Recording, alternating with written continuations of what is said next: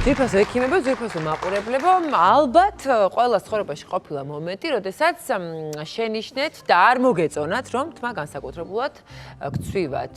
თან თითქოს არაფერიც არ შეგიცვლიათ, არც ცხოვრების რეჟიმი, არც საკვები, რაციონი შეგიცვლიათ, დავუშვათ არც ძილღვიძილის ციკლი, არც სეზონია მაინც და მაინც იმისა, რომ შეგითხელდეთ თმა, თუმცა ეს პროცესი მაინც მიმდინარეობს და გრძელდება. უკვე თვალშისაცემიც არის და ნამდვილად უსიამოვნო შეგრძნებას იწვევს.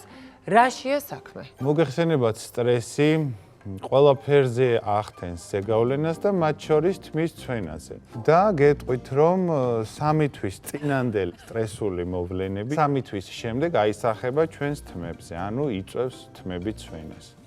ესე იგი, ბევრად ადრე იწვება, ვიდრე შედეგი არის თვალსაჩინო. და სავარაუდოდ სტრესი არ იგულისხმება მაინც და მაინც რაღაც ცხოვრების ძალიან მძიმე გამოცდილება ან რაღაც სიტუაცია შეიძლება იყოს უბრალოდ მკაცრი დიეტა, კვების რეჟიმის შესცვლა, არასაკმარისი ძილი. ასევე შეიძლება იყოს სტრესული, დავუშვათ სამუშაო პირობები, უფრო მეტი დატვირთვა, მეტი პასუხისმგებლობის საკუთარ თავზე აღება, არ გვერიდება ხოლმე ასეთი მოქმედებები მათ შორის. ასევე შეიძლება იყოს ვირუსი, გაციება, ავადმყოფობა, ოპერაცია, ორსულობა, მენოპაუზა. მიზეზებს რა დალევს? წამლის ეფექტიც ხშირად სამწუხაროდ. წამლის ეფექტიც შეიძლება და უცებ 3 თვის თავზე შეიძლება დაიწყოს ამან უკვე გამოვლინება, ხო? ნამდვილად თიკა შენახსენე სიტყვა სტრესი, სტრესს გადამწყვეტი მნიშვნელობა შეიძლება არ ქონდეს თმის ცვენაში, მაგრამ ერთ-ერთი ტრიგერი შეიძლება იყოს, რამაც განაპირობოს თმის ცვენა. ხო და მაინც ვერ გავიგე 3 თვის მერე რატო ხდება ეს ცვენა, ანუ სამედიცინო ენაზე ქვია ტელოგენ ეფლუმი, აი ამ მოვლენას. როდესაც ირღვევა თმის ზრდის ნორმალური ციკლი. თიკა მინდა გითხრა, რომ თმას თავისი ზრდისა და მოსვენების ციკლი გააჩნია. აღნიშნულიდან გამომდინარე, ზოგიერთი თმის ღერი იზრდება, ზოგიერთი ბუნებრივად ცვივა და ფოლიკული ამ დროს ისვენებს. ზრდის ფაზა გრძელდება 2-დან 7 წლამდე და აი ამ ფაზაში ჩვენი თმების დაახლოებით 85-90% იმყოფება. შემდეგ ეს გახლავთ გარდამავალი ფაზა, როდესაც თმა აღარ იზრდება, ამ შემთხვევაში ფოლიკულა ზომაში მცირდება და მას უწყდება სისხლის მიწოდება.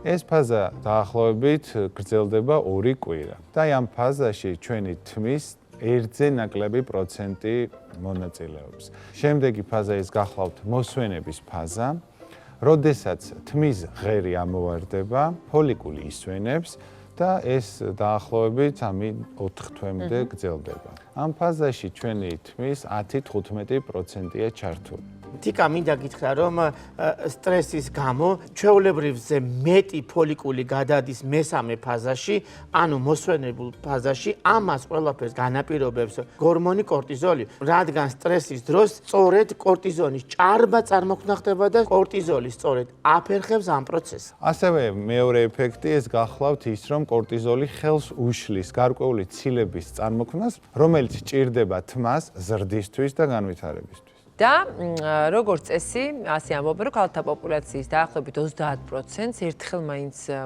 განუცდია და შეუგრძნია ეს ტელოგენ ეფლუვიუმი და ასე აღწერენ მას პრაქტიკაში, რომ საკმაოდ თვალსაჩინოა თმის ცვენის პროცესი, ის ყველგან ხვდებათ საკუთარი თმის ღერები, ეს იქნება ბალიში, საწოლი, სამოსი, ხალიჩა, დივანი, ნებისმიერი კუთხე, შხაპის მიღებისას კიდე ყველაზე გამოხატული ალბათ თმის ცვენა და პრინციპში ნებისმიერი თმის, ესე ვთქვათ, ჩამოქაჩვის ან ხელის მოსმის შედეგად შეიძლება შეგრჩეთ ხელში გარკვეული ფუძა თმების. ეს ყველაფერი მოდი კარგ ამბად წარმოვიდგინოთ, როდესაც ვლაპარაკობ სტრესზე და სტრესის მიერ გამოწვეულ თმის ცვენაზე, ეს დროებითი მოვლენა ნამდვილად მართალი ხარ ლევან 6-9 თვის შემდეგ თმის სრული აღდგენა ხდება. თუმცა არა ყოველთვის.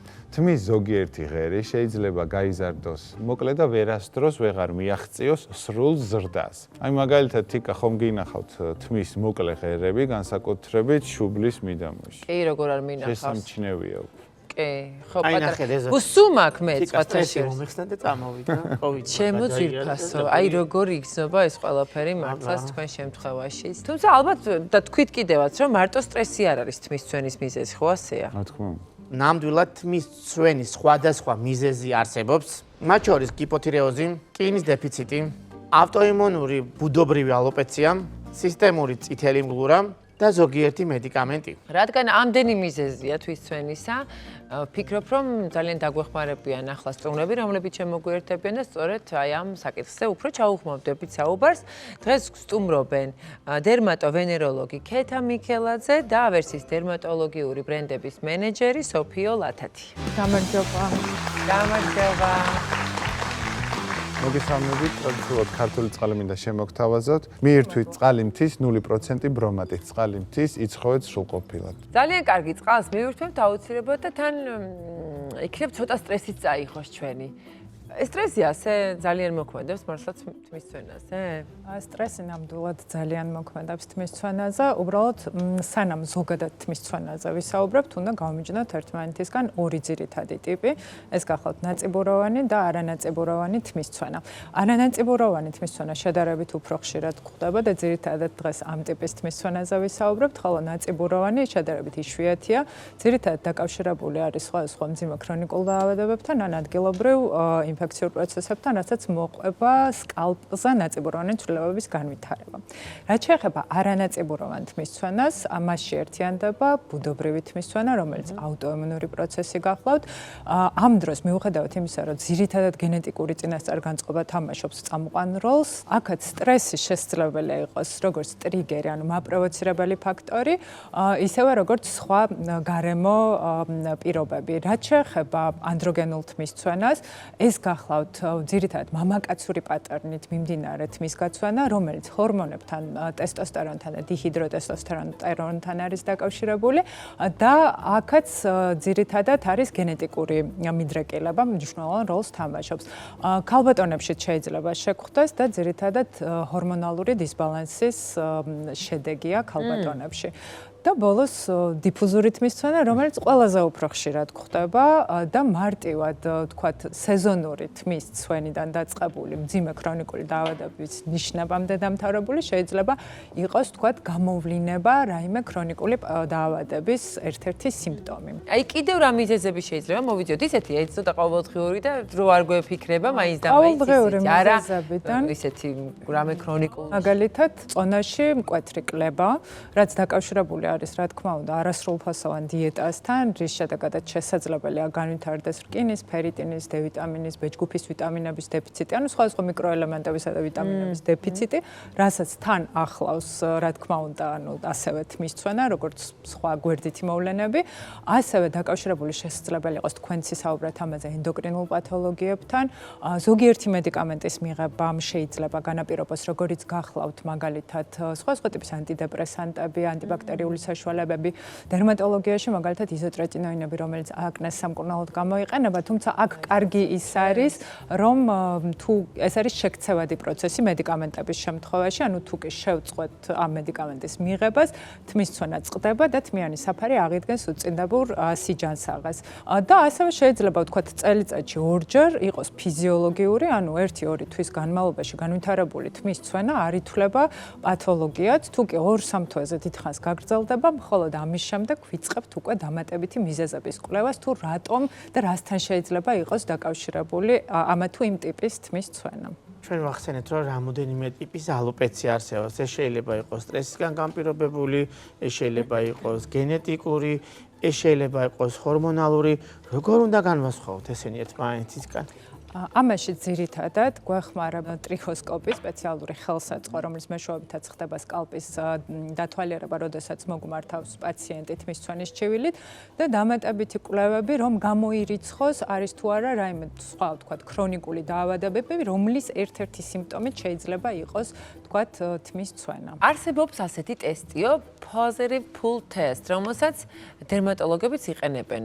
გადავამოწმოთ არის თუ არა მართლა ეს ტესტი რაიმე ინფორმაციის ანუ ქიმი ორ თვით შორის მოაქცევს რამდენიმე თმის ღერს და ხდება დაკაჩვა, ასე ვთქვათ, თმის ღერების, თუ რამდენიმე ღერი წამოყვება, თუ მხოლოდ ერთი წამოყვება, ან საერთოდ არ წამოყვება, ეს არის კარგის ნიშანი, თუ რამდენიმე თმის ღერი მარტივად ამოძვრება თავისი თმის ბოლქვიდან, რა თქმა უნდა, ესე იგი ადამიანს აქვს რაღაც პრობლემა და მიდრეკილება. განხილება თმის ცვენისკენ. ხო, მე ანანას ვამოწმობ ხოლმე ეს თუ კარგად ამოძრა ფოთოლი, ესე იგი კარგი მწიფია. დაახლოებით ამას გავს ეს. თუმცა ხა ქეთამ სამედიცინო ექიმის ხელით გვასწავლა როგორ და უბრალოდ ჩვენ ადამიანებმა რომელიც სახში ვართ შეგვიძლია უბრალოდ ესე თმის ნაკადს დავავლოთ ხელი და მთელი თმის აიგულიან თუ 3-6 ღერი თმა შეგჭათ ხელში, როდესაც მსუბუქად დაკაჭავთ, ეს ნორმალურია. თუ ასეთივე მსუბუქად დაკაჭვის შემთხვევაში 6-10 ღერზე მეტი წამოყვათ, ეს ნიშნავს უკვე გარკვეულწილად თმის ცვენის შედარებით უფრო სერიოზული პრობლემა გაქვთ, ვიდრე ნორმაშია ეს. ესე იგი ეს ტესტიც სწორი ყოფილა და სახში შეგიძლიათ ესე განისაზღვროთ რამდენად გცივად მართლაც თმა.